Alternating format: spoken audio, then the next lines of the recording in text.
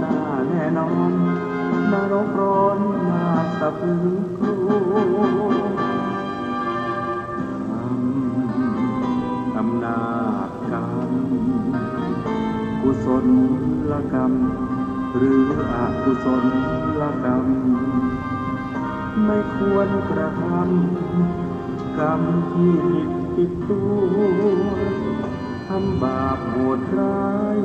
มันไม่ใช่เรื่องยิ้มหัวผลลัพธ์น่ากลัวน่ากลัวอำนาจกรรม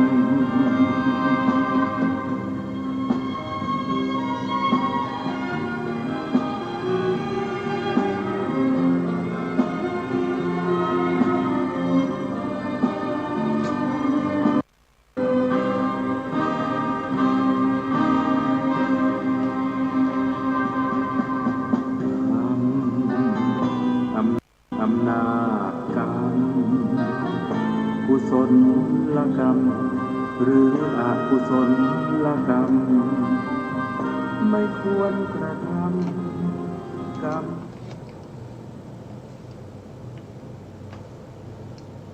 พุทธัง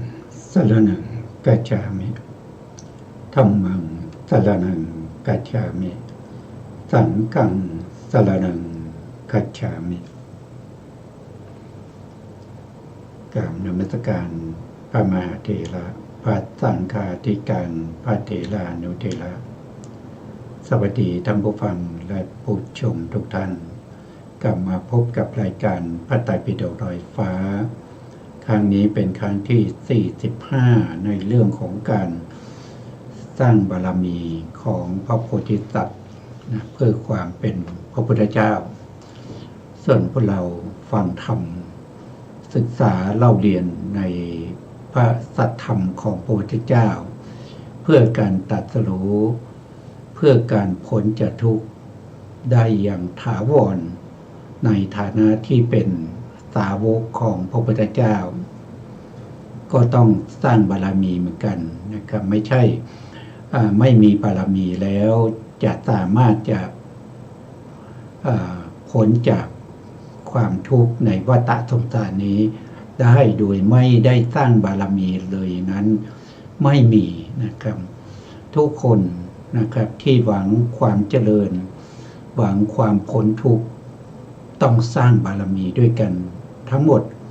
แต่ก็การสร้างบารมีจะยากง่ายก็ขึ้นอยู่กับความปรารถนาของแต่ละท่านบางคนก็ปรารถนาเป็นพระอรหันต์ธรรมดาทั่วๆไปไม่ต้องมีชื่อเสียงขอให้ได้พ้นจากการเวียนว่ายตายเกิดพ้นจากวัฏทุกข์นี้อย่างนี้ท่านก็บอกว่าต้องสร้างบารมีถึง100มหากัปไม่เกิน 1,000 มหากัปขึ้นอยู่กับช่วงระยะเวลาแล้วก็ขึ้นอยู่กับขณะนะครับขณะนั้นหมายความว่ายังไงก็คือหมายความว่าเมื่อเราสร้างบารมีเต็มแล้วแต่ไม่มีพระพุทธเจ้าอุบัติอย่างเงี้ยนะครับอันนั้นก็ทำให้เราเนี่ยเสียโอกาสเพราะว่าพระพุทธเจ้าจะอุบัติเนี่ยมันน้อยเหลือเกินถ้านับโดยความเป็นไปของจักรวาลแล้วในโลกใบหนึ่งเนี่ยนะครับพระพุทธเจ้าจะอุบัติเนี่ยอย่างมากก็ไม่เกิน5 พระองค์แล้วศาสนาของพระพุทธเจ้านั้นก็มีอายุอย่างมากก็ไม่เกิน80,000นะไม่เกิน80,000 ปีนะครับไม่เกิน80,000 ปีของมนุษย์ในชมพูทวีปเพราะพระพุทธเจ้าจะไม่อุบัติในช่วงที่มนุษย์เรามีอายุเกินกว่า100,000 ปีแล้วก็จะไม่อุบัติเมื่อมนุษย์เรามีอายุต่ำกว่า100 ปีจะอุบัติในช่วงที่มีมนุษย์มีอายุกับอยู่ที่100 ปีไปจนถึง100,000 ปีและทีนี้พระพุทธเจ้าของเราเนี่ยท่านจะไม่อยู่ครบอายุนะครับ อย่างเช่นมนุษย์เรามีอายุ100,000 ปีเนี่ยพระพุทธเจ้าท่านจะอยู่80,000 ปีคือท่านจะอยู่เศษ4/5ของอายุกับของมนุษย์อย่างเช่นพระพุทธเจ้าของเราโคตมะยุคสมัยที่ท่านมาอุบัตินี้มนุษย์มีอายุกับที่100 ปีเพราะฉะนั้นท่านก็ไม่อยู่จนถึงครบ100 ปีท่านอยู่แค่80 ปีเท่านั้นเองนะแล้วโลกใบหนึ่งเกิดขึ้นมาเนี่ยนะครับมีอายุเขาเรียกว่าเป็นวิวัตถายีอาสงไขยก็คือถ้านับโดยอายุของมนุษย์เราที่ขึ้นลงในการเวียนว่ายตายเกิดในวัฏสงสารในจักรวาลก็จะมีอายุอยู่ที่เขาเรียกว่าเป็นโดยรอบของอายุของมนุษย์นะครับตั้งแต่10 ปีไปจนถึงอสงไขยปีแล้วก็ลงมาจนถึง10 ปีอย่างนี้เขาเรียกว่า1 รอบมนุษย์เรามีอายุนะครับในกับหนึ่งนะที่โลกนี้ตั้งอยู่ได้เนี่ยมีอายุเท่ากับ28 รอบใน28 รอบใน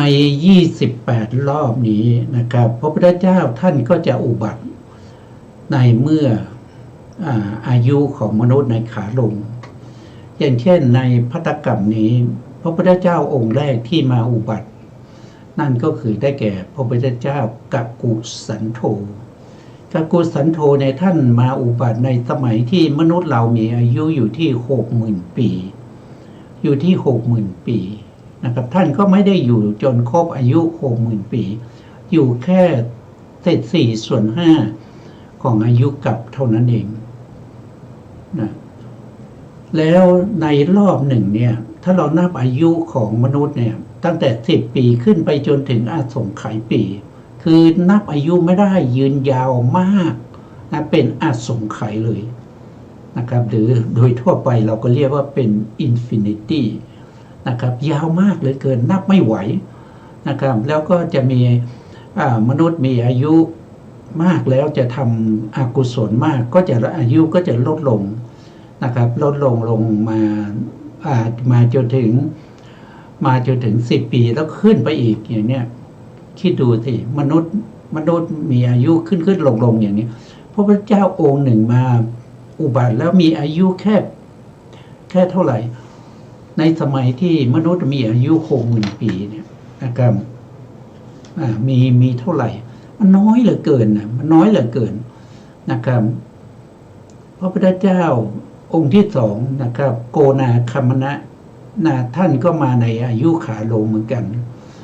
มนุษย์เรามีอายุที่ 40,000 ปีอย่างเนี้ย 40,000 ปีเป็นอายุกับนะครับก็เล็กน้อยเหลือเกินนะครับแล้วพระพุทธเจ้าองค์ที่3นะครับพระพุทธเจ้ากัสสปะสัมมาสัมพุทธเจ้าก็มาอุบัติเมื่อมนุษย์เรามีอายุอยู่แค่ 20,000 ปีศาสนาของท่านเนี่ยถ้าพูดเทียบกับอายุของมนุษย์ที่เวียนว่ายตายเกิดอยู่ในวัฏสงสารเนี่ยมันน้อยนิดนะครับโดยเฉพาะพระพุทธเจ้าของเราโกนาคัมมนะองค์ที่4ในภัตตกรรมนี้ก็มาอุบัติเมื่อมนุษย์เรามีอายุต่ำที่สุดที่พระพุทธเจ้าจะอุบัติได้นั่นก็คือ100 ปี100 ปีเนี่ยมันน้อยเหลือเกินนะครับมันน้อยมากนะเพราะฉะนั้นพระพุทธศาสนาก็จะมีอยู่ในโลกนี้เป็นบางครั้งบางข่าวไม่ได้มีตลอดนะไม่ได้มีตลอดแล้วพระพุทธเจ้าองค์ต่อไปในอนาคตพระศรีอริยเมตไตรท่านก็จะมาอุบัติเมื่อมนุษย์เรามีอายุที่ 80,000 ปีท่านก็จะอยู่ไม่ถึง 80,000 ปีแล้วอยู่แค่4/5ของอายุกับเท่านั้นเองมันน้อยเหลือเกินนะครับแล้วก็ในกับหนึ่งพระพุทธเจ้าที่จะอุบัติขึ้นมาในกับนั้นอย่างมากที่สุดไม่เกิน5 พระองค์ 5 พระองค์อย่างเช่นภัตตกัปเราปัจจุบันเนี่ยเป็นกับที่เรียกว่าเป็นมงคลจักรวาลมีพระพุทธเจ้ามากที่สุดคือ5 พระองค์แต่5 พระองค์เอาอายุของพระพุทธเจ้ามารวมกันแล้วนะครับมารวมกันแล้วก็ไม่ถึง200,000 ปีนะไม่ถึง200,000 ปีนะครับมันคิดไปแล้วมันน้อยมากนะครับพระพุทธศาสนาจะอยู่ในโลกนี้ได้อย่างศาสนาอื่นไม่ได้นะครับศาสนาอื่นเขาอาจจะมีอายุยืนยาวอย่างเช่นศาสนาพราหมณ์เนี่ยมีมาก่อนสมัยพระพุทธมีมาตั้งแต่สมัยพระพุทธเจ้าโกนาคัมมนะเป็นพระพุทธเจ้าองค์แรกในโลกนี้มาจนถึงปัจจุบันนี้ศาสนาพราหมณ์อินดูก็ยังมีอยู่นะครับแล้วจะมีต่อไปอีกเท่าไหร่เราก็ไม่รู้นะครับศาสนาของเขาเนี่ยมีอายุยืนยาวนะครับ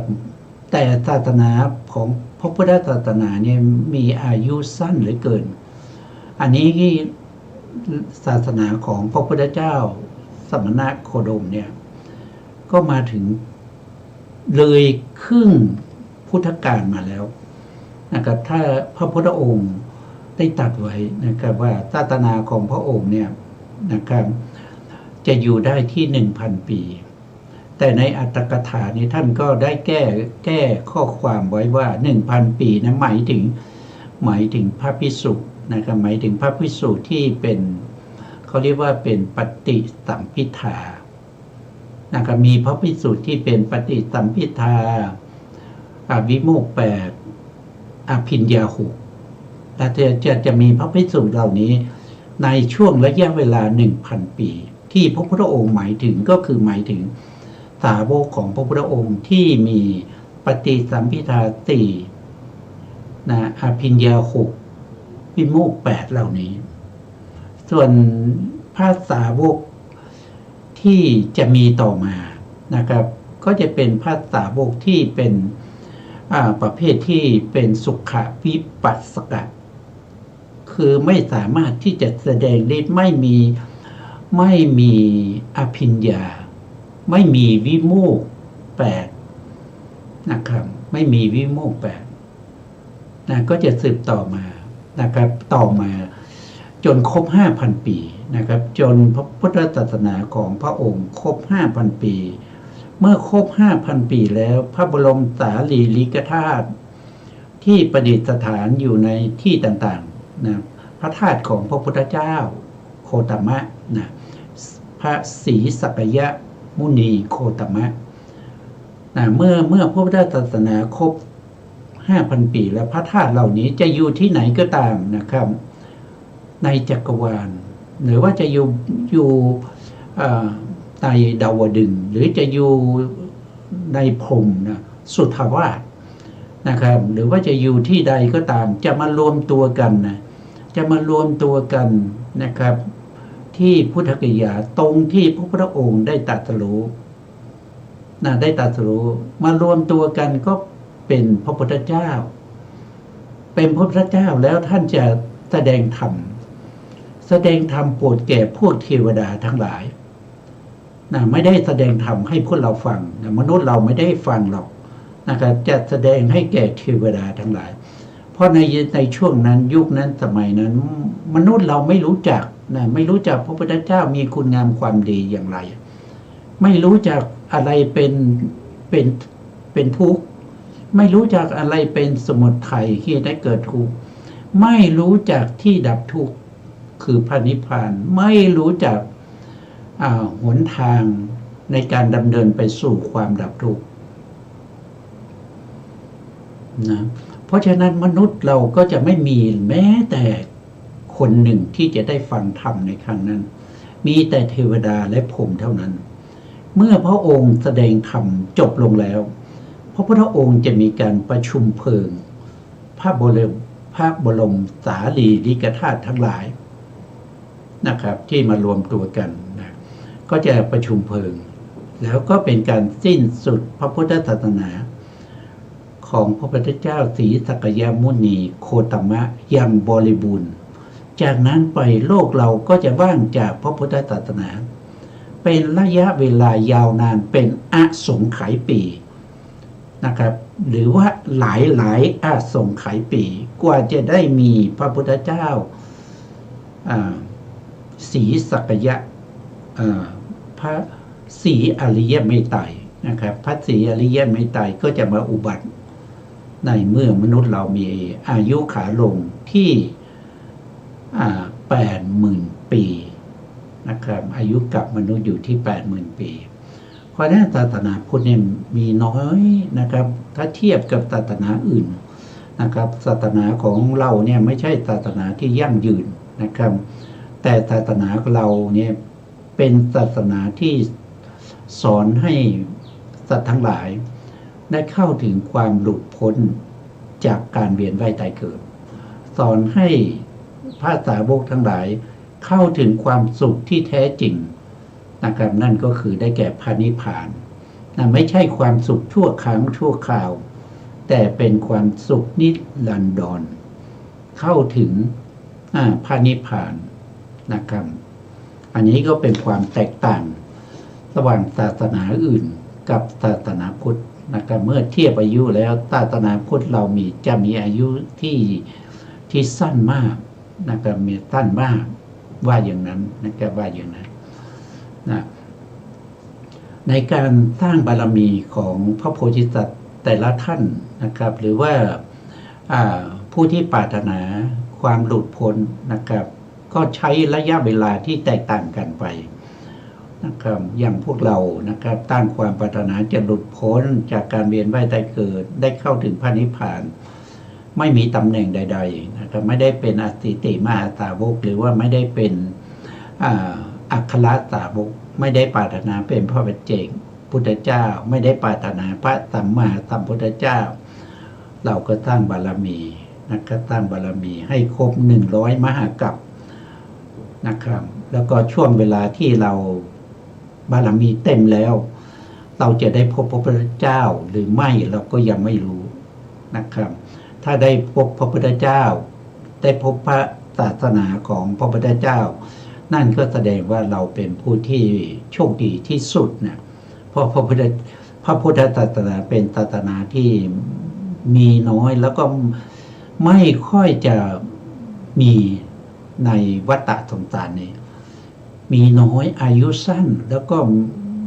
ไม่ได้มีบ่อยๆไม่ได้มีบ่อยๆบางยุคบางสมัยในกัปใดนะครับเป็นอานันตกัปนะครับไม่มีพระพุทธเจ้าเลยอย่างเช่นพระพุทธเจ้าในถ้าเรานับถอยหลังจากนี้ไปนะครับก็4 อสงไขยแสนมหากัปในกัปที่พระพุทธเจ้าของเราเป็นพระโพธิสัตว์แล้วก็ได้รับพุทธพยากรเป็นครั้งแรกจากพระพุทธเจ้าทีปังกรนะครับในยุคนั้นในยุคนั้นแล้วหลังจากในสารามันทกัปที่มีพระพุทธเจ้า4 พระองค์นั้นสูญสิ้นไปแล้วก็มีกัปเกิดขึ้นอีกนะครับกัปเกิดขึ้นไม่มีพระพุทธเจ้าเลยนะครับกัปเกิดขึ้นแล้วก็ดับไปเกิดขึ้นแล้วก็ดับไปไม่มีพระพุทธเจ้าเป็นระยะเวลายาวนานถึง1 อสงไขยกัป1 อสงไขยกัปในที่นี้หมายถึงมหากัป1 อสงไขยกัปกว่าจะมีพระพุทธเจ้าในกัปต่อมาว่างไป1 อสงไขยกัปต่อมาก็มีพระพุทธเจ้า1 พระองค์เองนะครับนั่นก็คือพระพุทธเจ้าโคนาโทษทีพระพุทธเจ้าพระพุทธเจ้าโกฏัญญะนะครับเมื่อคิดพระเจ้าโกฏัญญะนะครับพระเจ้าโกฏัญญะก็มีอายุเท่าไหร่นะถ้าจำไม่ผิดน่าจะในสมัยที่มนุษย์เรามีอายุ100,000 ปีนะครับอายุท่านก็อยู่แค่ 80,000 ปีนะศาสนาของท่านก็มีนิดเดียวนะครับถ้าก็ลูกไปนั้นก็ดับไปก็ว่างจากพระพุทธเจ้า เป็นระยะเวลายาวนานถึงหนึ่งอาสงไขยกับอีกนะกว่าจะมีพระพุทธเจ้าสี่พระองค์นะครับก็จะมีพระพุทธในกับเขาเรียกว่าเป็นกับที่สองนะครับถ้านับถอยจากนี้ไปนะครับกับที่พระพุทธเจ้าพระพุทธเจ้าทีปังกรเรานับเป็นกับที่หนึ่งใช่ไหมครับแต่ก็ว่างไปหนึ่งอาสงไขยแล้วก็กับที่สามเนี่ยโทษทีต้องนับข้างหลังนับไปข้างหลังใช่ไหมกับที่พระพุทธเจ้าทีปังกรนะครับในกรรมนั้นเรานับเป็นกรรมที่สี่เพราะเราพูดเป็น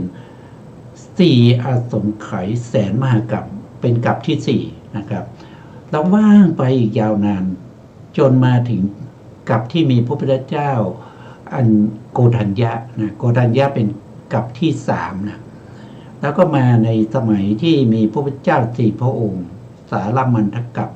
พระเจ้าองค์แรกก็คือมังคละนะมังคละองค์ที่สองก็เป็นสุมาณะองค์ที่สามก็เป็นเลวตะองค์ที่สี่ก็เป็นโสพิตะในกรรมนั้นกรรมที่สองนั้นมีพระพุทธเจ้าสี่พระองค์พระเจ้าสี่พระองค์นี้ก็ถ้านับอายุของพระพุทธศาสนาที่รวมกันแล้วก็นิดเดียวนะครับนิดเดียวไม่มากเลยแล้วต่อมาก็ว่างไปอีกหนึ่งมหากาพย์หนึ่งอาสงไขยมหากาพย์นะยาวนานที่สุดนะยาวนานที่สุดเหลือเกินนะถึงจะมามีพระพุทธเจ้าพระพุทธเจ้าอีกสามพระองค์ในกัปที่หนึ่งนะในกัปที่หนึ่งนะครับมีพระพุทธเจ้าหนึ่งมีสามพระองค์ด้วยกันนะครับก็เป็นพระพุทธเจ้าทรงพระนามว่าอโนมาทัสสีนะครับองค์ที่หนึ่งก็อโนมาทัสสีองค์ที่สองกับปทุมองค์ที่สามกันนาลัทธะนะครับก็จะมีสามพระองค์รวมอายุของพระพุทธศาสนาก็นิดเดียวเองนะครับแล้วก็โลกก็ว่างไปอีกเท่าไหร่นะครับว่างไปอีกยาวนานนะครับจนมาถึงในสมัยที่นับถอยหลังจากภัตตกัปของเราไป100,000 มหากาพย์100,000 มหากาพย์นั้นมีพระพุทธเจ้าอีกหนึ่งพระองค์พระเจ้านั้นทรงพระนามว่าปทุมุตตระนะครับก็นิดเดียวเองนะครับจากนั้นก็ว่างไปอีกนะครับนับถอยหลังมาอีกก็30,000กับที่30,000นะกับที่30,000ก็มีพระพุทธเจ้าพระพุทธเจ้าสองพระองค์นะครับก็จะเป็นสุเมธะพระพุทธเจ้าสุเมธะพระพุทธเจ้าสุชาตะนะครับแล้วก็ว่างไปอีกนะครับนับถอยหลังจากภัตตกรรมนี้ไปที่1,800 มหากาพย์มีพระพุทธเจ้าสามพระองค์นะครับก็เป็นพระพุทธเจ้าปิยทัสสีนะครับธรรมทัสสีอัฏฐทัสสีนะครับในยุคนั้นนะครับเราจะเห็นได้ว่าพระพุทธศาสนามีน้อยมากเลยถ้าเทียบกับความเป็นไประยะเวลาของการอุบัติขึ้นของจักรวาลของโลกทั้งหลายเหล่านี้ถือว่าพระพุทธศาสนานี้น้อยมากเพราะฉะนั้นผู้ที่บำเพ็ญบารมีเพื่อความเป็นพระพุทธเจ้าเนี่ยมันจึงยากเหลือเกินกว่าจะได้ตรัสรู้นะครับแล้วก็คนที่บำเพ็ญเพื่อความเป็นพระปัจเจกก็ยากลงมานะครับใช้เวลาอีก2 อาสงไขยแสนมากครับแต่ไม่เกิน3 อาสงไขยต่อมาก็จะเป็นอัคคละสาวกอย่างเช่นพระสารีบุตรพระโมคคัลลานะก็ใช้เวลา1 อาสงไขยกับแสนมหากาพย์แต่ถ้าเป็นพระอานนท์นะครับเป็นพระอานนท์เป็นพระมหากัสสปะเป็นพระอนุรุทธะนะครับเป็นพระอุบาลีเป็นอัญญาโกฏัญญะพวกนี้เขาบำเพ็ญบารมีมาถึง100,000 มหากาพย์ได้รับพุทธพยากรจากพระพุทธเจ้าอโนมาทัสสีได้รับพระพุทธเจ้าจากพระพุทธเจ้าปทุมุตตระในแสนกัปที่แล้วเนี่ยมันยากเหลือเกินนะครับเพราะฉะนั้นเราก็ควรจะตั้งบารมีของเราไว้รอรับคำสั่งสอนของพระเจ้า แต่ถ้าใครที่ไม่ได้พบพระพุทธเจ้าก็มีโอกาสนะมีโอกาสที่จะได้เป็นพระปัจเจกนะเพราะว่าอะไรเพราะว่าบารมีเต็มแล้วเต็มอีกไม่ได้พบพระพุทธเจ้านะไม่ได้พบพระพุทธเจ้านะครับก็มีโอกาสนะมีโอกาสที่จะได้ตรัสรู้เองแต่ไม่สามารถจะสอนผู้อื่นได้เป็นพระปัจเจกนะครับเป็นพระปัจเจกพุทธเจ้านะครับนะอันนี้แต่ถ้าไม่มีบารมีถ้าไม่ได้สะสมปรมัตถสัจจะนะครับสมมติสัจจะไว้นะครับเราตรัสรู้ไม่ได้หรอกนะตรัสรู้ไม่ได้ต้องสร้างบารมีเหมือนกันนะครับเป็นเรื่องที่ไม่ง่ายเลยนะครับด้วยความไม่ง่ายอย่างนี้นะครับด้วยความไม่ง่ายอย่างนี้จึงทำให้การสร้างบารมีมันยากมันยากอย่างนี้แหละจึงทำให้คนที่นับถือพระพุทธศาสนานี่มีน้อยถ้าเทียบไปในโลกนี้นะครับมี 7,000 กว่าล้านนะครับเพราะผู้ที่นับถือพระพุทธศาสนาจริงๆจะถ้าจริงๆเป็นพุทธศาสนาจริงๆตามเถรวาทยึดเอาคำสั่งสอนของพระพุทธเจ้าโดยตรงไม่มีการเพิ่มเติมไม่มีการแก้ไขไม่มีการตัดออกอะไรพวกนี้นะครับก็จะมีน้อยมากนะครับน้อยมากไม่ถึงน่าจะไม่ถึง100 ล้านน่าจะถึงหรือเปล่าไม่รู้นะครับ50 ล้านจะถึงหรือเปล่าไม่รู้นี่ก็เป็นเรื่องที่เป็นความจริงนะเรื่องเหล่านี้เป็นความจริงนะครับเราก็จะต้องสร้างบารมีไปเรื่อยๆนะครับโดยตอนนี้เราพูดถึงเรื่องของบารมีที่จะสร้างปัญญานะครับที่จะเป็นปัญญาบารมีนะครับเราก็มาดูรายละเอียดต่อจากครั้งที่แล้วนะครั้งที่แล้วเนี่ยเราพูดถึงเรื่องของสัทธบัญญัติจำแนกได้6อย่างนะครับสัทธบัญญัติก็สัทธานี่แปลว่าเสียงนะครับบัญญัติก็คือเป็นสมมติแต่งตั้งขึ้นมาแต่งตั้งขึ้นมาท่านบอกว่าสัทธบัญญัติเนี่ยมีอยู่6อย่างนะสัทธบัญญัติเนี่ยมีอยู่6อย่างใน6อย่างนั้นนะครับท่านก็บอกว่าจะแยกเป็น2อย่างนะครับแยกเป็น2อย่างก็คือ1ก็คือได้แก่สัทธะที่มีปรมัตถ์รองรับนะครับก็คือต้องมีปรมัตถ์แล้วก็ถึงจะบัญญัติชื่อและอีกอย่างหนึ่งอีกอย่างหนึ่งก็คือเขาเรียกว่าเป็นอวิชชามานะบัญญัติอวิชชามานะบัญญัติก็คือไม่มีสภาวะรองรับไม่มีปรมัตถ์รองรับนะครับแต่มีการเปล่งเสียงออกมานะครับเป็นอะไรเป็นเขาเรียกว่าเป็นโวหารนะเป็นโวหารที่ชาวโลกใช้สื่อสารกันทั่วไปนะครับพระพุทธเจ้าก็ใช้นะครับโวหารชาวโลกเนี่ยเพื่อจะสื่อความหมายเพื่อให้สาวกทั้งหลายเนี่ยได้เข้าใจในสภาวธรรมนะครับมี2อย่างก็คือวิชามานะบัญญัติสภาวธรรมที่มีปรมัตถ์รองรับกับอวิชชามานะบัญญัติสภาวะที่ไม่มีปรมัตถ์รองรับเช่นอะไรนะครับถ้าไม่มีปรมัตถ์รองรับก็คืออย่างเช่นบ้านอย่างเนี้ยภูเขาต้นไม้ผู้หญิงผู้ชายนะครับ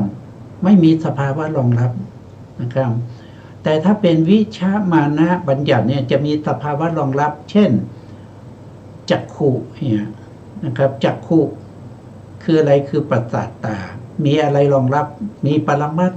ตถ์คืออะไรปรมัตถ์ก็คือประสาทตานั่นเองประสาทตานี่มีจริงๆเป็นความใสของมหาพุทธรูปนะครับที่เกิดจากกรรมที่เกิดจากกรรมนั้นก็คือรูปตัณหาที่ทำให้เกิดจักขุประสาทนะครับก็เรียกว่าจักขุ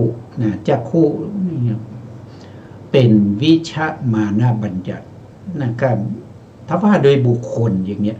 บุคคลก็ไม่มีสภาวะรองรับก็เรียกว่าเป็นอวิชชามานะบัญญัตินี่มีว่าโดย2นะครับทีนี้ใน2เนี่ยท่านก็เอามา มาผสมกันนะครับผสมกันนะผสมกันที่เป็นมิสกะนะที่ผสมกันก็เป็นมิตกะถ้าเป็นโดดๆนะครับอย่างเช่นวิชามานะบัญญัติอย่างนี้เราเรียกว่าเป็นมิสกะเขาเรียกว่าเป็นสุทธะนะเป็นสุทธะไม่มีการปะปนวิชามานะบัญญัติก็ไม่มีการปะปนแต่ถ้าเอารวมกันก็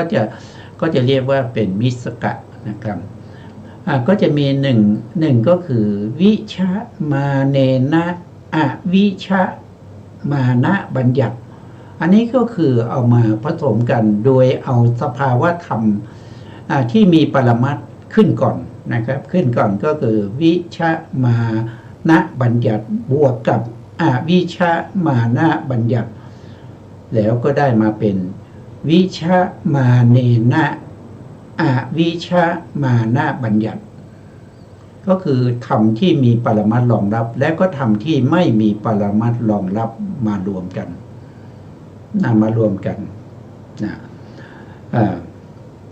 มีอะไรบ้างนะครับมีอะไรบ้างอันนี้เดี๋ยวมีตัวอย่างหรือเปล่านะน่าจะมีตัวอย่างอยู่นะครับมีตัวอย่างเดี๋ยวเราดูรายละเอียดไปก่อนนะครับ ต่อมาข้อที่3ข้อที่3ก็คือการรวมกันนะครับที่ไม่มีสภาวะปรมัตถ์รองรับกับที่มีสภาวะปรมัตถ์รองรับมาต่อกันมาบวกกันนะครับเอาที่ไม่มีสภาวะมารองรับมาก่อนนะก็เป็นวิชามาเนนะแล้วก็ต่อด้วย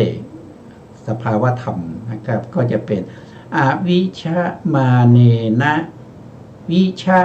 บัญญัติอันนี้ก็เป็นข้อที่4อันนี้เป็นเรื่องของการออกเสียงนะครับเป็นสัทธบัญญัตินะต่อมา5ข้อที่5ก็คือเอาธรรมที่มีสภาวะบัญญัติสภาวะปรมัตถ์รองรับกับสภาวะปรมัตถ์รองรับมาบวกกันนะก็จะเป็นวิชามาเนนะวิชามานะบัญญัติอันนี้ก็เป็นข้อที่5นะครับข้อที่6ก็คือเอาที่ไม่มีสภาวะรองรับกับไม่มีสภาวะรองรับมารวมกันนะก็เป็นวิชามาเนนะวิชามานะบัญญัติก็จะมีอยู่6อย่างนะครับก็จะมีอยู่6อย่างทีนี้ก็มาดูนะครับมาดูในข้อที่1ในข้อที่1วิชามานะบัญญัติอันนี้มีสภาวะรองรับนะครับมีสภาวะรองรับสภาวะนั้นคืออะไรก็คือธรรมที่เป็นปรมัตถ์ก็คือธรรมที่ประเสริฐไม่ผิดแปรผันแปรไปเป็นอย่างอื่นเป็นไปตามสภาวะของธรรมนั้นนะสภาวะธรรมนั้นเขามีอย่างไรเขาจะต้องเป็นอย่างนั้นไม่มีการเปลี่ยนแปลงไปเป็นอย่างอื่นนะเรียกว่าเป็นปรมัตถธรรมปรากฏนะครับวิชามานะบัญญัตินะครับเช่นคำว่ารูปนะรูป รูปในที่นี้มีลักษณะก็คือมีการแตกสลายไปเป็นลักษณะมีการแตกสลายย่อยยับไปเป็นลักษณะรูปไหนเกิดขึ้นก็ต้องมีการแตกสลายไปในที่สุดไม่มีรูปไหนที่จะตั้งอยู่ได้ตลอดนิรันดรไม่มีแม้กระทั่งจักรวาลของเรานะครับถึงจะมีอายุยืนยาวเป็นอาสงไขยมหากัปในที่สุดก็ต้องถูกทำลายไม่ถูกทำลายด้วยไฟก็ถูกทำลายด้วยน้ำไม่ถูกทำลายด้วยน้ำก็จะถูกทำลายด้วยลมไม่ถูกทำลายด้วยลมก็จะถูกทำลายด้วยไฟนะครับต้องหมดสิ้นสลายไปแล้วก็ก่อสร้างขึ้นมาใหม่นะครับก่อสร้างในที่นี้ไม่ได้หมายถึงว่ามีใครไปสร้างนะครับหมายถึงธรรมชาติเขาจะเป็นธรรมชาติอย่างนั้นนะครับเมื่อสูญสิ้นจักรวาลไปนานมากนะครับเขาเรียกว่าเป็นสังวัตถายีนะครับ ยาวนานเหลยเกินนะครับเป็นต่างวัฏฐานีถึงจะสร้างโลกขึ้นมาอีกนะครับต่างวัฏฐานีนะคำที่มีปรมัตถ์รองรับเช่นรูปนะแล้วก็เวทนาก็มีปรมัตถ์รองรับนะครับก็คือเสวยอารมณ์นะสัญญาก็จำอารมณ์นะนี่เป็นปรมัตถ์นะสัญญานี่เพียงแต่เป็นชื่อนะเป็นสัทธะนะครับแต่สภาวะของเขานะคือตัวจำนะตัวจำนะเป็นตัวที่ลักษณะในการจำอะไรจำสีจำกลิ่นจำรสจำเสียงอะไรพวกนี้นะต่อมาก็จะเป็นสังขารนะสังขารก็คือธรรมที่ปรุงแต่งนะปรุงแต่งเช่นเจตนามีลักษณะของการกระตุ้นเตือนสัมปยุตธรรมให้ทำหน้าที่ของตนนะครับก็มีตัวปรมัตถ์นะครับแต่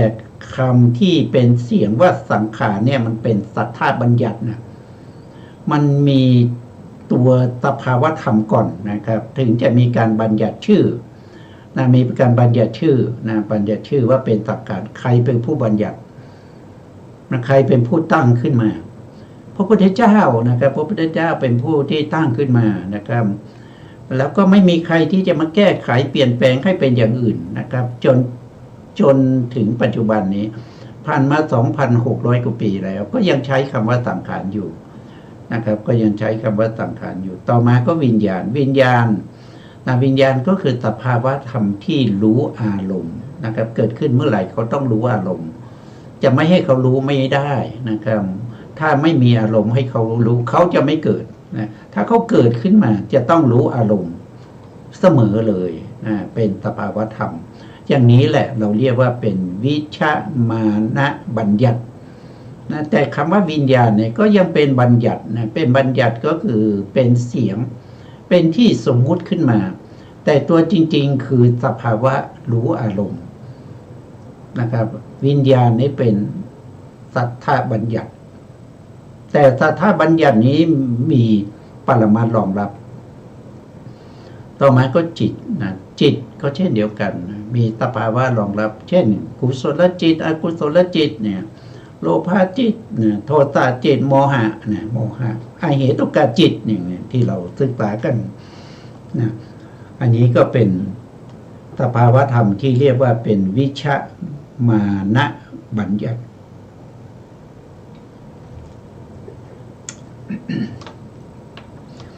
ต่อไปก็เจตสิกนะเจตสิกก็เป็นสภาวะธรรมอย่างหนึ่งเป็นสภาวะธรรมที่ปรุงแต่งจิตเกิดพร้อมจิตดับพร้อมจิตรู้อารมณ์อย่างเดียวกันกับจิตแล้วก็อาศัยในปัญจโวการภูมิก็อาศัยวัตถุเดียวกันกับจิตเกิดขึ้นนะเป็นเจตสิกนะเจตสิกอาศัยจิตเกิด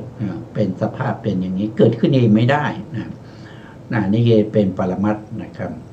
แล้วนิพพานนิพพานก็เป็นปรมัตถ์เพราะนิพพานนี้เป็นสภาวะธรรมที่สันติลักขณังนะครับนิพพานนี้เป็นสภาพที่ไม่มีการเปลี่ยนแปลงนะครับเป็นสภาวะที่เที่ยงแท้แน่นอนนิพพานเป็นสุขแต่นิพพานนั้นเป็นอนัตตาสภาวะธรรมอย่างนี้นะนิพพานเป็นธรรมภายนอกไม่สามารถที่จะหน่วงนิพพานมาในใจเราได้มีแต่เราต้องน้อมใจไปสู่อารมณ์ที่เป็นนิพพานนิพพานนี้เป็นอารมณ์อย่างเดียวนะครับเป็นสันติลักขณังนะมีอยู่แล้วนะครับแต่เราจะเข้าถึงหรือไม่นะนิพพานไม่นิพพานนี้เป็นสาธารณะนะผู้ที่ปฏิบัติจนได้มรรคได้ผลนะท่านก็จะมีนิพพานเป็นอารมณ์อันนี้เรียกว่าเป็นวิชมาเนนะบัญญัติส่วนอวิชมาเนนะบัญญัติก็คือสภาวะธรรมที่ไม่มีสภาวะปรมัตถ์นะครับปรากฏหรือรองรับนะปรากฏอยู่นะครับเช่นภูเขานี้ไม่มีสภาวะรองรับนะตัวปรมัตถ์ไม่มีนะครับนะตัวคำว่าภูเขานะครับแต่เรารู้ไหม เรารู้นะครับมีใครมาเอ่ยว่าภูเขาอย่างนี้เราก็รู้ลักษณะสันฐานของภูเขานะครับก็สามารถรู้ได้นะแต่ลักษณะสันฐานของภูเขานั้นไม่ได้เป็นปรมัตถ์นะครับไม่ได้เป็นปรมัตถ์เพราะลักษณะสันฐานมันไม่เที่ยงแท้แน่นอนมันเปลี่ยนแปลงนะครับมันเปลี่ยนแปลงมันไม่เหมือนกับสภาวะธรรมที่เป็นปรมัตถ์นะเขาเป็นอย่างไงเขาจะเป็นอย่างนั้นตลอดไปแต่ภูเขาเนี่ยมันเปลี่ยนแปลงเรื่อยๆนะครับภูเขานี่เป็นถ้าว่าโดยเขาก็เป็นชื่อเหมือนกันนะครับเขาก็เป็นชื่อของเนินที่มันสูงๆนะครับที่เสียดขึ้นไปบนท้องฟ้ามีปีต้นไม้มีอะไรพวกนี้นะครับที่สูงนะครับเป็นจอมขึ้นไปนะแต่ไม่มีปรมัตถ์นะไม่มีปรมัตถ์รองรับภูเขาคำว่าภูเขาเป็นบัญญัติโดยตรงนะไม่มีปรมัตถ์รองรับนะแต่อาศัยรูปร่างสันฐานที่มันเป็นเนินขึ้นไปนั่นแหละจึงตั้งชื่อว่าภูเขาเพราะฉะนั้นจึงเป็นอวิชมาเนนะบัญญัติต้นไม้ก็คือต้นไม้นะต้นไม้ก็มีรูปร่างสันฐานจริงแต่ไม่มีปรมัตถ์รองรับนะครับเราต้องเข้าใจว่าปรมัตถ์เนี่ยมันมีอยู่4อย่างเท่านั้นนะครับ1ก็คือได้แก่จิตนะ2ก็คือเจตสิก3ก็คือรูปนะรูป28นะเป็นปรมัตถ์นะครับรูป28นะครับแล้วก็นิพพานนะครับอันนั้นเป็นปรมัตถ์ที่นอกเหนือจาก4อย่างนี้นะนอกจาก4อย่างนี้แล้วสิ่งนั้นไม่ใช่ปรมัตถ์นะครับไม่ใช่ปรมัตถ์ต้นไม้ก็ไม่ใช่ปรมัตถ์โต๊ะก็ไม่ใช่ปรมัตถ์เก้าอี้ก็ไม่ใช่ปรมัตถ์แมวนะครับสุนัขหมูหมากาไก่นะครับก็ไม่ใช่ปรมัตถ์นะครับผู้หญิงผู้ชายก็ไม่ใช่ปรมัตถ์นะครับไม่ใช่ปรมัตถ์นะครับสัตว์บุคคลเนี่ยไม่ใช่ปรมัตถ์นะ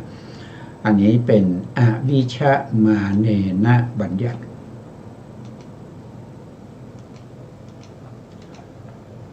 ต่อไปข้อที่3นะครับวิชมาเนนะอวิชมานะบัญญัติอันนี้เป็นคำ2คำนะคำแรกเป็น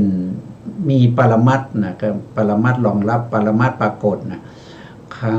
คำหลังนะครับเป็นไปตามโวหารของชาวโลกจะไม่มีปรมัตถ์รองรับเช่นนะครับอภิญญาหกอย่างนี้อภิญญาหกนะครับอภิญญาหกอันนี้คำว่าอภิญญาเนี่ยอภิญญานี้เป็นปรมัตถ์นะครับไม่ใช่ตัวออกตัวเสียงไม่ใช่แต่เป็นลักษณะนะครับเป็นลักษณะอภิญญาเป็นอภิญญาคำว่าอภิญญาหกในที่นี้หมายถึง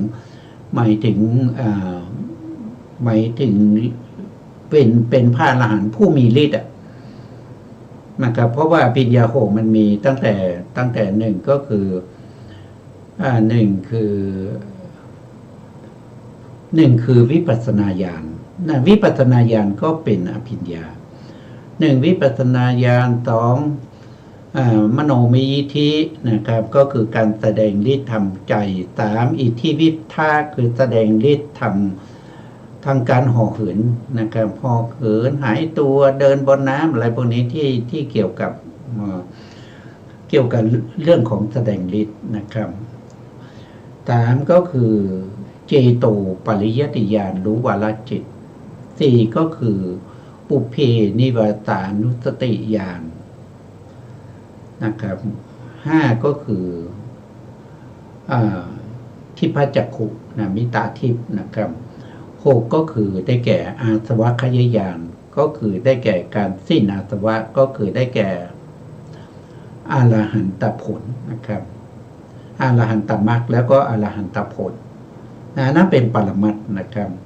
แล้วตัวคำว่า6เนี่ย6เนี้ยมันไม่มีปรมัตถ์รองรับมันไม่มีปรมัตถ์นะครับ6นี่มันเป็นอะไรเป็นจิตก็ไม่ได้นะครับเป็นเจตสิกก็ไม่ได้นะครับเป็นรูปก็ไม่ได้เป็นนิพพานก็ไม่ได้นะครับแต่อภิญญาเนี่ยเขาเป็นได้นะครับ อย่างเช่นหนึ่งวิปัสสนาญาณคืออะไรวิปัสสนาญาณคือปัญญานะครับปัญญาที่อยู่ในมหากุศลจิตในขณะที่กำลังรู้ปัญญานั้นในขณะที่กำลังรู้ความเป็นอนิจจังทุกขังอนัตตา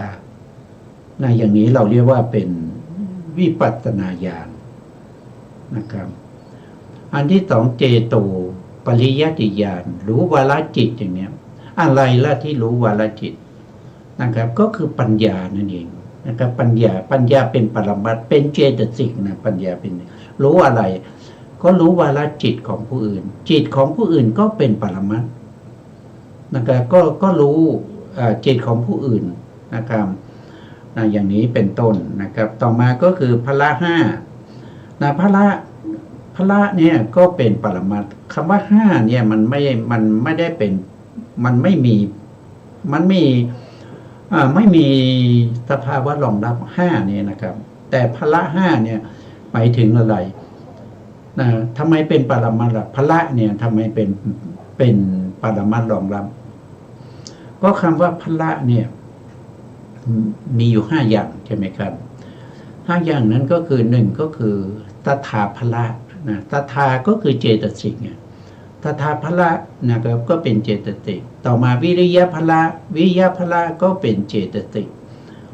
วิริยะก็เป็นเจตสิกต่อมาสติพละสติก็เป็นเจตสิกแล้วก็สมาธิพละสมาธิก็เป็นเจตสิกปัญญาสุดท้าย5ก็คือปัญญาพละปัญญาก็เป็นเจตสิกเพราะฉะนั้นก็คือมีปรมัตถ์รองรับธรรมที่มีปรมัตถ์รองรับหรือมีสภาวะปรมัตถ์ปรากฏกับธรรมที่ไม่มีสภาวะปรมัตถ์ปรากฏคำต่อไปก็คือโพชฌงค์7นี้ไม่มีสภาวะปรมัตถ์รองรับแต่โพชฌงค์นี้มีนะครับโพชฌงค์มีอยู่7อย่างก็คือ1ก็คือสติสัมโพชฌงค์อย่างเนี้ยสติก็คือได้แก่สติ2ก็คือธรรมะวิจยะสัมโพชฌงค์ก็คือได้แก่ปัญญานะครับ3ก็คือได้แก่อะไรได้แก่3คือวิริยะวิริยะสัมโพชฌงค์ปิติสัมโพชฌงค์ปัสสัทธิสัมโพชฌงค์เป็นต้นเหล่านี้นะครับก็นับเป็นปรมัตถ์คำว่าท่านอธิบายคำว่าอภิญญาพละโพชฌงค์เป็นคำที่มีสภาวะปรมัตถ์รองรับชื่อว่าวิชามานะบัญญัติและอยู่หน้าส่วนตัวเลขที่เป็น6เป็น5เป็น7นั้นนะครับไม่มีสภาวะปรมัตถ์รองรับเป็นไปตามโวหารของชาวโลกทั่วไปนะครับก็เป็นอวิชมานะบัญญัติแล้วก็อยู่ข้างหลังจึงเรียกว่าวิชมาเนนะวิชบัญญัตินะครับอันนี้ก็เป็นข้อที่3นะครับข้อที่4ก็คืออวิชมาเนนะวิชมานะบัญญัติก็คือคำที่ไม่มีสภาวะปรมัตถ์รองรับบวกกับคำที่มีสภาวะปรมัตถ์รองรับท่านอธิบายว่าเป็นคำ2คำเหมือนกันแต่คำแรกเป็นไปตามโวหารชาวโลกที่พูดกันไม่มีสภาวะรองรับคำหลังเป็นปรมัตถ์มีสภาวะรองรับเช่นชะละพิญโยชะละเนี่ยก็คือ6นั่นเองชะละพิญโยนะครับก็คืออภิญญา6นะครับต่อมาก็เป็นปัญจพโลคำว่าปัญจพโลเนี่ยปัญจเนี่ยเป็นว่า5พโลก็คือพละนั่นเองสัตตะโพชฌงค์สัตตะโพชชังโฆสัตตานี่แปลว่า7สัตตานี้ก็คือไม่มีสภาวะรองรับโพชชังโฆนั้นก็คือได้แก่โพชฌงค์ท่านก็อธิบายตรงนี้อธิบายบาลีชาละก็คือ6ปัญจก็คือ5สัตตาก็คือ นั้นเป็นโวหารที่ใช้พูดกันสื่อสารทำความรู้ความเข้าใจของชาวโลกทั่วไปเป็นประเภทที่เป็นอวิชชมาเนนะบัญญัติและอยู่ข้างหน้านะครับส่วนคำว่าพิญโยก็คืออภิญญาพะโลก็คือพละโพชชังโคก็คือโพชฌงค์อันนี้เป็นสภาวะที่มีปรมัตถ์รองรับนะก็ได้แก่วิชะมาเนนะบัญญัตินะครับจะอยู่ข้างหลังนะครับดังที่ได้กล่าวมานะบาลีที่ท่านยกมาเป็นตัวอย่างนะเมื่อผสมกันแล้วก็เป็นอวิชะมาเนนะวิชะมานะบัญญัตินะก็เป็นข้อที่สี่ต่อไปในข้อที่ห้านะครับในข้อที่ห้าวิชะมาเนนะวิชะมานะบัญญัติอันนี้ก็คือทั้งส่วนหน้าและส่วนหลังเนี่ยเป็นสภาวะที่มีปรมัตถธรรมรองรับอยู่นะมีสภาวะปรมัตถ์ปรากฏให้เห็นได้ชัดเจนเป็นคำพูดสองคำซึ่งทั้งคำแรกและคำหลังนะครับมีสภาวะปรมัตถ์เนี่ยรองรับทั้งคู่นะครับเช่นจักขุวิญญาณจักขุวิญญาณจักขุคืออะไรจักขุก็คือได้แก่ตานะครับวิญญาณคืออะไรวิญญาณก็คือจิตนะครับตาในที่นี้ถ้ามาคำเดียวเนี่ยก็คือได้แก่จักขุประสาทแต่ถ้ามาต่อกันอย่างนี้ก็คือจิตที่อาศัยจักขุประสาทเกิดขึ้นนะครับจิตที่อาศัยจักขุประสาทเกิดขึ้นจักขุนี่ก็เป็นอะไรเป็นรูปนะครับรูปก็เป็นปรมัตถ์ใช่ไหมมีการแตกสลายย่อยยับไปในที่สุดนะวิญญาณคืออะไรวิญญาณก็คือรู้อารมณ์นะครับก็เป็นจิตใช่ไหมครับเป็นจิตรวมกันก็เป็นจักขุวิญญาณจิตนะก็เลยได้ชื่อว่าวิชะมาเนนะวิชะมานะบัญญัตินะครับต่อมานะครับท่านบอกว่าโลภะจิตนะโลภะก็เป็นเจตสิกจิตนี้เป็นสภาพที่รู้อารมณ์แต่มีโลภะเข้ามาเกิดร่วมกับจิตก็เรียกว่าโลภะจิตนะโลภะจิตโลภะจิตคืออะไรโลภะจิตก็คือเป็นคำที่มีสภาวะปรมัตถ์รองรับทั้งโลภะแล้วก็จิตนะจึงเรียกว่าเป็นวิชะมาเนนะวิชะมานะบัญญัตินะต่อมาก็เป็นคำว่าโลกุตละจิตนะโลกุตละนี่แปลว่าธรรมที่เหนืออะไรเหนือโลกิยะนะเหนือกว่ากามนะครับเป็นโลกุตละนะครับเป็นโลกุตละนะแล้วก็บวกกับจิตนะครับโลกุตละนี่คืออะไรโลกุตละก็คือเป็นสัมปยุตธรรมนะครับที่มีจิตและเจตสิกประกอบกันนะครับแล้วก็มีนิพพานเป็นอารมณ์นะเป็นสัมปยุตธรรมสัมปยุตธรรมนั้นคืออะไรคือจิตนะจิตก็คือผู้รู้อารมณ์คือเขารู้อารมณ์ที่เป็นนิพพานนะครับอันนี้ก็เป็นทางที่เป็นคำหน้ากับคำหลังก็มีสภาวะปรมัตถ์ปรากฏอยู่นะครับต่อมาอภิญญาจิตอภิญญาจิตนะครับก็คือจิตนะจิตที่เกิดร่วมกับปัญญาแล้วก็ไปรู้อะไรก็คือไปรู้ในสภาวะธรรมที่เป็นวิปัสสนาญาณนะครับอิทธิวิทามโนมยิทธิอะไรพวกนี้นะครับอภิญญานะครับอภิญญาจิตคือจิตที่รู้ยิ่งในอารมณ์ต่างๆนะครับไม่ว่าจะเป็นอารมณ์ที่เป็นธรรมที่เป็นธรรม10 หมวดนะครับหรือว่าจะเป็นธรรมที่เป็น30 หมวดหรือว่าจะเป็นธรรมที่เป็น201นะครับก็รู้ได้ด้วยอภิญญาจิตนะครับเป็นต้นอย่างนี้นะครับอภิญญาก็มีปรมัตถ์รองรับจิตก็มีปรมัตถ์รองรับจึงได้ชื่อว่าวิชะมาเนนะวิชะมานะบัญญัตินะครับต่อไปข้อที่6ข้อสุดท้ายนะครับอวิชะมาเนนะอวิชะมานะบัญญัติ อันนี้ก็คือไม่มีสภาวะรองรับนะครับไม่มี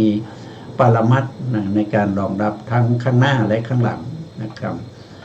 วันนี้เวลาเราหมดแล้วนะครับ เพราะฉะนั้นเราก็จะขึ้นเวลาให้ทางสถานีต่อไปนะครับ ซึ่งการศึกษาในเรื่องของพระธรรมคำสั่งสอนของพระเจ้าก็เอาไว้เป็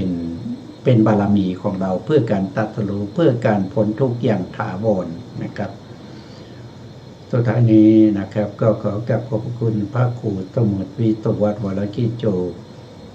ผู้อำนวยการสถานีวิทยุเพื่อการศึกษาพระพุทธศาสนาและวัฒนธรรม FM 104.5 เมกะเฮิรตซ์วัดฝ่ายหินจังหวัดเชียงใหม่และขอกราบขอบคุณพระครูปริยัติยานุตาขอบคุณท่านผู้ฟังและผู้ชมทุกท่านที่ให้เกียรติติดตามในรายการพระไตรปิฎกลอยฟ้าพบกันใหม่ในครั้งต่อไปครับวันนี้ลาไปก่อนครับสวัสดีครับ